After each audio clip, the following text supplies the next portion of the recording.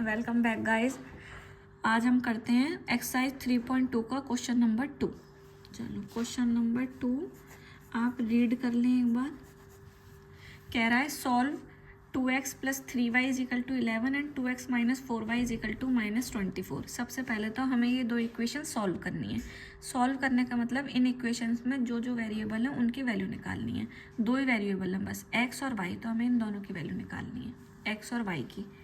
ठीक है, फिर कह रहा है and hence find the value of m for which y = mx + 3। फिर हमें m की वैल्यू निकालनी है। चलो करते हैं।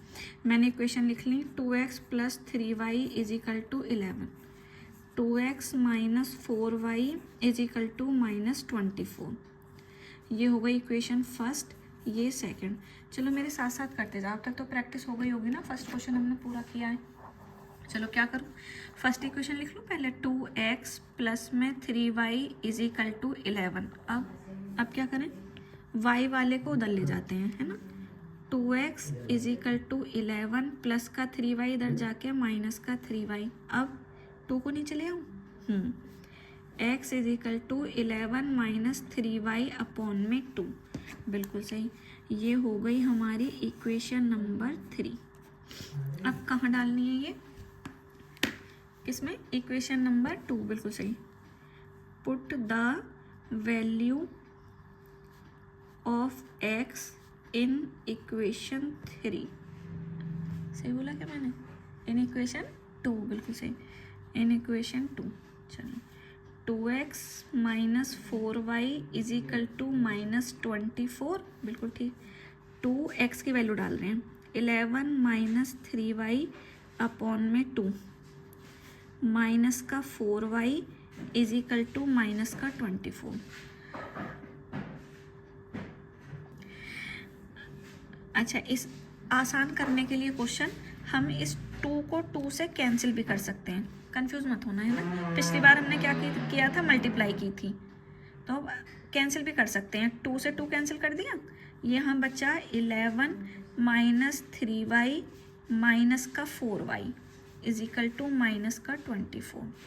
11 माइनस माइनस प्लस, ये हो गया 7y, जो बड़ा है उसका निशान लगवा दो, क्या लगाऊं, माइनस, = माइनस का 24, माइनस का 7y = माइनस का 24, प्लस का 11 इधर आके माइनस का 11, माइनस का 7y = माइनस माइनस प्लस, जो बड़ा है उसका साइन लगा दिया, माइनस से माइनस कैंसिल, y = 35 अपॉन में 7, 7 × 5 = 35। तो y की वैल्यू आ गई हमारी 5। अब y की वैल्यू कहाँ डालनी है, इक्वेशन नंबर 3 में। Put the value of y in equation 3। ठीक है, थर्ड इक्वेशन लिख ली, x = 11 - 3y अपॉन में 2। डाल देते हैं y की वैल्यू, 11 - 3y की जगह 5 अपॉन में 2, x = 11 - 3 5 = 15 अपॉन में 2, x = प्लस माइनस माइनस, 15 में से 11 गए 4, जो बड़ा है उसका साइन लगा दिया, अपॉन में 2, ये कैंसिल कर दिया, यानी x की वैल्यू आ गई हमारी माइनस का 2। सॉल्व तो हमने कर लिया, x की वैल्यू आ गई और y की वैल्यू आ गई। ठीक है, अब वो हमसे कह रहा है m की वैल्यू और फाइंड करनी है हमें इस इक्वेशन में से। y = mx + 3। तो इसमें x और y की वैल्यू डाल देते हैं। y की जगह मैंने डाल दिया 5 = m, x की जगह -2, जब भी वैल्यू डालें ब्रैकेट में +3। 5 = ब्रैकेट का मतलब है मल्टीप्लाई, m की 2 से मल्टीप्लाई कर दी, 2m। जिन दो की मल्टीप्लाई की है, जैसे हमने m और 2 की मल्टीप्लाई की है, तो m के आगे प्लस है और 2 के आगे माइनस है, प्लस माइनस माइनस, +3। अब 2m को इधर ले आ रहे हैं और +5 को उधर ले जाएंगे, तो माइनस का 2m इधर आके प्लस का 2m, और प्लस का 5 उधर जाके माइनस का 5, प्लस का 3 as it is. 2m = minus plus minus, 5 में से 3 गए 2, जो बड़ा है उसका साइन लगा दिया, m = -2 अपॉन में 2, कैंसिल करके आ गया 1, यानी m की वैल्यू आ गई हमारी -1। ठीक है, अब चलते हैं नेक्स्ट क्वेश्चन नंबर 3 पर।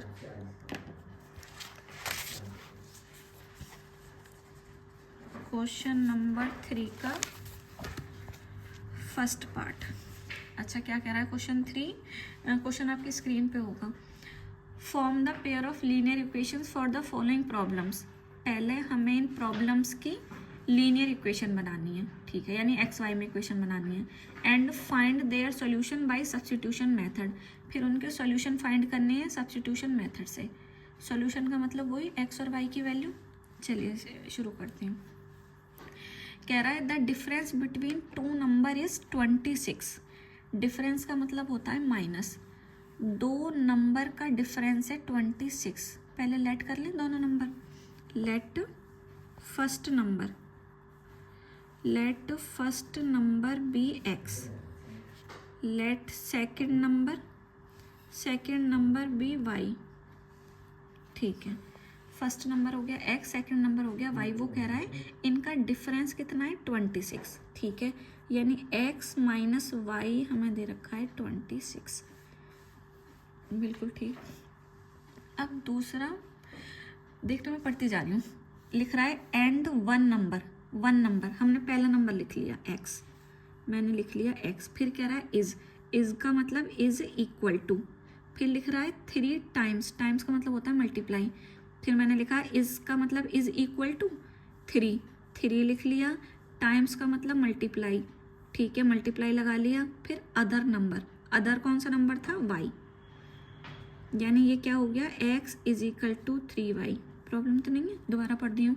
एंड वन नंबर लिख लिया मैंने x, इज का मतलब इज इक्वल टू 3 लिख लिया। टाइम्स का मतलब मल्टीप्लाई और अदर नंबर, दूसरा नंबर है हमारा y, यानी ये हो गया x is equal to 3y।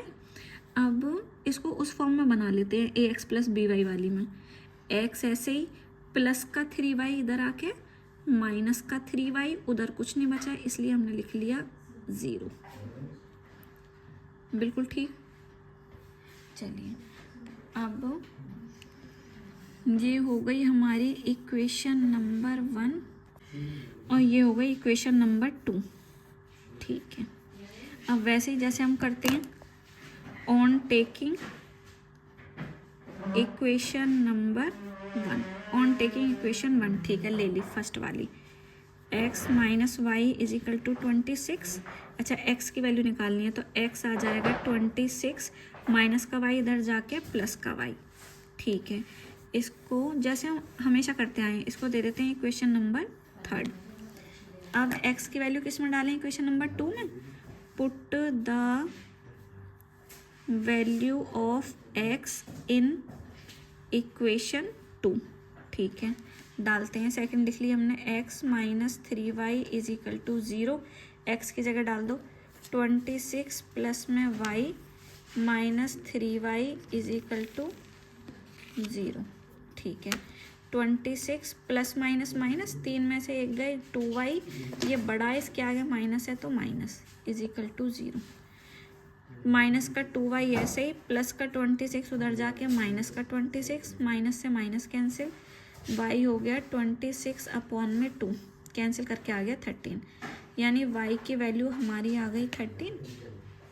अब y की वैल्यू कहाँ डाल दें हम? इक्वेशन नंबर 3 में। Put the value of y in equation 3 डालो। x is equal to 26 plus में y, x is equal to 26, y की जगह 13, यानी x की वैल्यू आ गई हमारी 39, ठीक है। सॉल्व करने की कहा था तो सॉल्व हो गया हमारा, x और y की वैल्यू हमने निकाल दी। अच्छा, ये तो वो मेथड था जो हम शुरू से करते आए हैं। इसका शॉर्टकट मेथड क्या है? कंफ्यूज मत होना, अगर ये समझ में आ गया हो तो दूसरे वाले स्किप कर देना, कोई नहीं, पर फिर भी एक बार देख लो। अच्छा, हमारी पहली इक्वेशन क्या थी? x minus Y is equal to 26, बिल्कुल ठीक है। अब ये है ना, ये x is equal to 3y, इस वैल्यू को, अच्छा इस वैल्यू को हम डायरेक्ट डाल सकते हैं, देखना x is equal to 3y है, x is equal to 3y है, ये डायरेक्ट डाल दो इक्वेशन फर्स्ट में।